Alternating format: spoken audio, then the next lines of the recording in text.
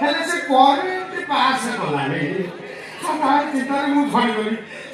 ଦେଖୁନା ଆଜି ପାର୍ଲର ଯାଇକି ଟଙ୍କା 3000 ଖର୍ଚ୍ଚ କରିକି ଆସିଛି। ହେଲେ ଝୁନୁ ମୋର ଏପର୍ଯ୍ୟନ୍ତ ହଉନି। ତାକୁ ଖାଲି କଥା କହୁ କହୁ ତ ସେ ଗର୍ଭବତୀ ଷଣ୍ଢ ଭଳିଆ ଖାଲି ହଉଛି। ତା ମା ତାକୁ କୋଉ ଉପାଦାନରେ ଗଢ଼ିଛି କେଜାଣି। ଟିକେ ଛୁଇଁଦେଲା ବେଳେ ଖାଲି ଅଣ୍ଡିରା ପିଲା ବେଳେ ଖାଲି ଫକ ଫକ ଫକ ଫକ ହେଇକି ଡିଆ ମାରିକି ଚାଲି ଯାଉଛି। ଝୁନୁ ବାଳ ଛାଡ଼ିଗଲ କୃଷ୍ଣ ଛାଡ଼ିଲ। ବାଳ ପୁଣି ବାଳ କୃଷ୍ଣ ଲଗେଇ କୁହ। ବାଳ କୃଷ୍ଣ ମୋର ନାହିଁ। ଦେଖିବେ ଦେଖିବି ଖୋଲି ଡ୍ରାଇଭିଂ ଡ୍ୟୁଟି ନାହିଁ କି? କୋଉ ଡ୍ୟୁଟି? Driving duty. ନା ମୁଁ ଆଉ ଡ୍ରାଇଭିଂ ଡ୍ୟୁଟି କରିବିନି। ଆଉ ବାଧ୍ୟ ଚାକିରି ଦୁନିଆ ଟେନସନ ରାତି ଅନିଦ୍ରା ପଇସା କମ ସବୁଥିରେ ପ୍ରୋବ୍ଲେମ। ମୁଁ ମନେ ମନେ ସ୍ଥିର କରିଛି ମୁଁ ଆଉ ଏ ଡ୍ରାଇଭିଂ ଚାକିରି କରିବି ନାହିଁ। କଣ କରିବ? ମୁଁ କଳା ଲାଇନ ପଢିବି। କଳା ଲାଇନ ଆକ୍ଟିଂ କରିବି। ଗୋଟେ ଆକ୍ଟର ମୁଁ ହେବି। ଆକ୍ଟର?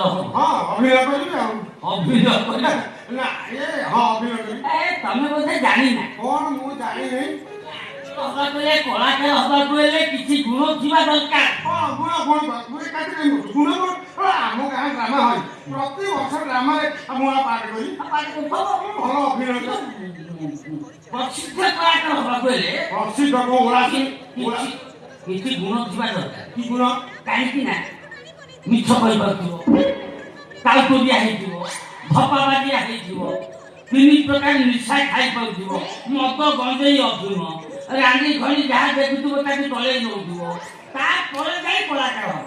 ମାଟିକି ଖାଇ ପାରୁଥିବ। ଏଇଟା ମୋର ଖାଲି ତମେ କହିଲ। ଯେତେକ ଗୁଣ କହିଲ ସବୁ ଗୁଣ ମୋ ଠାରେ ଆଭେଲେବୁଲ ନା।